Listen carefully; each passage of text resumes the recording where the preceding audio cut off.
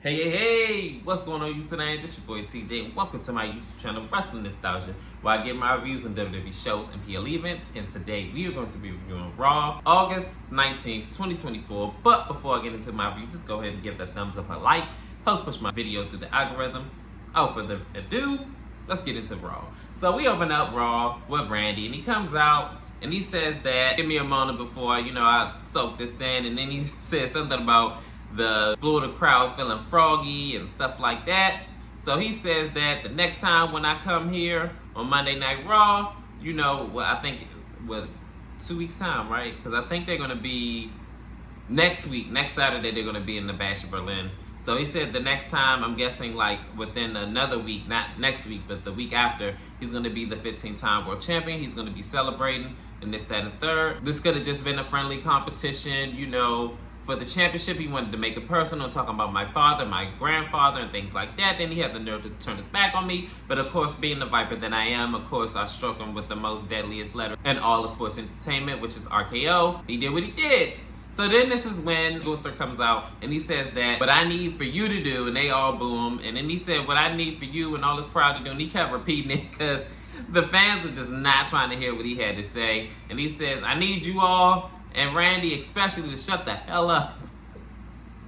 He said, what are you celebrating? You attacked me from behind. I'm letting you know right now that you're not going to be able to do that again.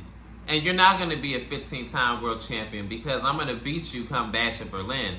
So this is when Randy says that, you talk a lot of smack, but you know what? It's going to be that much more uncomfortable for you because you're going to have to come back to the States, flying home with the boot up your... and it's a 15 wide. So Gunther puts his championship down because he's like, man, that's a fighting word, so what's up? So he puts the championship down, and of course it was an ambush because Liquid Kaiser winds up coming out and attacking Randy from behind, but Randy holds his own. Then Randy and Gunther gets into it, fisticuffs, and then this is when Liquid Kaiser winds up attacking him from behind, laying him out. And then Gunther lays in the finishing touches and lays Randy right clean out. So this definitely picked up at another level, and we're going to see who's going to win at Bash of Berlin and come out on top with the World Championship. I'm definitely interested in seeing Gunther versus Randy. This is definitely a dream match. It did happen before at King of the Ring. Hence why we're getting this match at Bash of Berlin, being as though that Randy at King of the Ring didn't have his shoulders completely down. So he was definitely due for a rematch, but we're going to see what he does with it. Does he come out on top as the 15-time world champion, one step closer to beating Ric Flair's record, or it's going to come up short and Gunther's reign of terror is going to continue? In our first matchup, it is Sheamus versus Pete Dunne. So we start off with Sheamus already trying to do the bicycle kick, bro kick on Pete Dunne.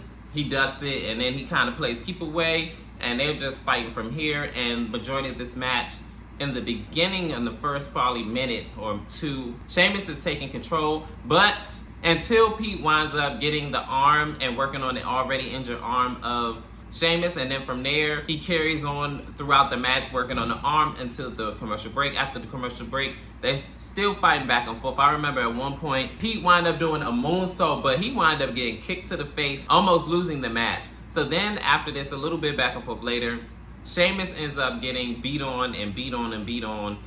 And then he winds up getting his arm put through the turnbuckle, which I never seen before.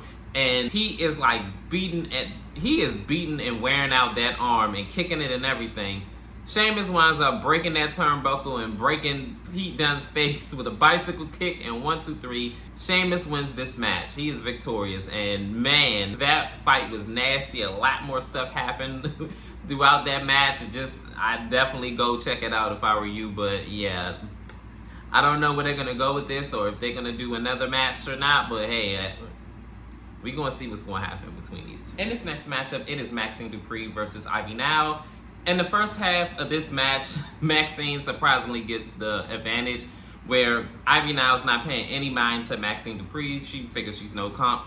But Maxine Dupree winds up drop kicking her out of the ring. Then they fight out the ring. Then she does a fisherman suplex out on the floor. And then she's like beating her up from there. Then back in the ring, Ivy Nile's not playing any games. Kid gloves are off. She winds up dominating this match and beating her up. Until the Wyatt Six comes out, and it is Abby the Butch, aka Nikki Cross. And this is when the rest of the American Made faction come out, the males, to help out Ivy Nile. But to no avail, the rest of the Wyatt Six comes out, and they wind up beating up on American Made, and Ivy Nile is getting the paws laid on her by Nikki Cross. And to end it all, Chad Gable is laid out by them, and oh my goodness, they went out really bad. I tell you one thing, maybe it wasn't such a good idea for Ivy Nile to join American Made. In this next segment, it is CM Punk, and he comes out and he has a big announcement to make, and he says that at Bash in Berlin, it is going to be a strap match between CM Punk and Drew McIntyre. So Drew McIntyre comes out and he said, I got a question for you. Are you drunk? You really want to have a strap match between me and you? He said, okay, cool.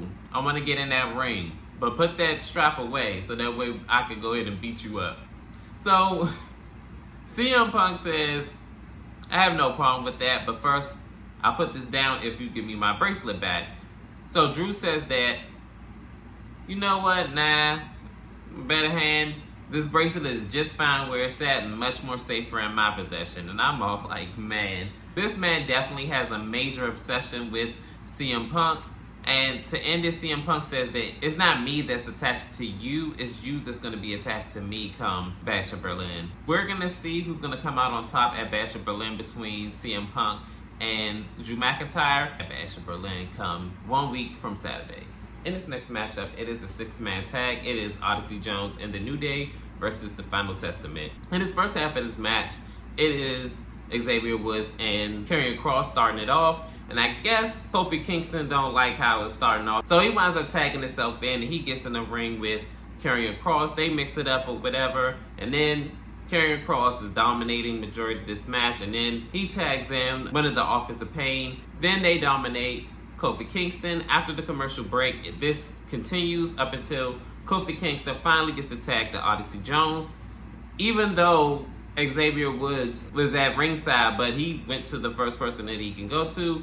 So Odyssey Jones winds up dominating and knocking everybody down, and everything breaks down and everybody hitting their big moves. A little bit back and forth later, Odyssey Jones winds up hitting a sidewalk slam on one of the Authors of Pain members, and then 1, 2, 3, The New Day and Odyssey Jones win this match. And it looks like Xavier Woods is a little bit better spirit, but again, The New Day, break up, please, soon coming. Can't take it no more. In this next matchup, it is The Miz versus Bronson Reed rematch, but this time, no disqualifications. Why in the world would he agree to this is beyond me, but hey, here we go. He winds up going out swinging for the fences. In the first half of this match, he is hitting kendo sticks and everything else and chairs, throwing everything at him but the kitchen sink. Bronson Reed winds up finally getting some offense in, and this momentum goes into after the commercial break. He is still wearing out The Miz, but The Miz gets a little bit of offense in, but towards the end of the match, The Miz looks like he was trying to put Bronson Reed through the table, but Bronson wound up putting him through the table. Then he hits his big tsunami splash on 1, 2, 3. He wins this match, but y'all know how this whole thing goes. He winds up trying to add insult to injury and keep going for that tsunami splash. But of all people, Braun Strowman comes out. So is Braun Strowman and Bronson Reed gonna mix it up? In this next matchup, it is, if you can even call it a matchup, Dominic versus Damian. And before the match could even get underway, because it didn't, the Judgment Day wind up trying to attack Damian Priest, and he, single-handedly wiped them out. So Damian Priest gets in the ring, and before he can even lay hands on Dominic Mysterio, he winds up turning around into Rhea Ripley. So then he winds up getting beat up, and then before he can get put through a table by Rhea Ripley, she winds up getting hit from behind by a steel chair. by Liv Morgan. And then the beatdown ensues. She winds up beating up on Rhea Ripley on the announcer's desk. Then she sends her repeatedly through the ring post, as in the ring, Damian Priest is taking a beat down, and then Liv Morgan throws Rhea Ripley in the ring and gives her an oblivion, leaving the Terror Twins laying out, and this is where the segment ends. I'll tell you one thing, they better keep this same energy, because trust and believe, when those tables turn, they gonna turn. But right now, it looked like Judgment Day is up one. In this next matchup, it is for the women's tag team titles. It is Alba Fire, Isla Dawn versus Damage Control and Pure Fusion Collection. I think that's the name of their group. So this match already starts off chaotic. Everybody just beating up everybody. And Damage Control got the better of the situation, where they dived out on their opponents. Then we head to commercial break. After commercial break, I believe it was Shayna and Kairi Sane that was like mixing it up. If I'm not mistaken, I'm gonna be honest, I'm kind of tuned out of this match. It was just a lot to like really keep up with. So towards the end of the match, this is where Kairi Sane and Shayna were mixing it up. It looked like Kairi Sane was about to close out and win this match with the Insane Elbow, but she winds up getting tagged out by Isla Dawn, and this is where Kairi Sane lands the Insane Elbow, but she winds up getting caught into a sleeper hold. But Alba Fire and Isla Dawn wind up hitting a double team move, and then 1, 2, 3, they retain the women's tag team titles. Well, I tell you one thing, there's only one tag team that I want to see win those titles off of them, and I think all of y'all know what I'm about to say. And finally, we are here at our main event, Randy Orton versus Liquid Kaiser.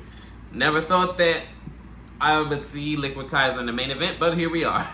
So Randy Orton and Liquid Kaiser are mixing it up, doing, chain wrestling, doing the go-behinds and things like that nature. But Randy Orton winds up getting the advantage in this match up until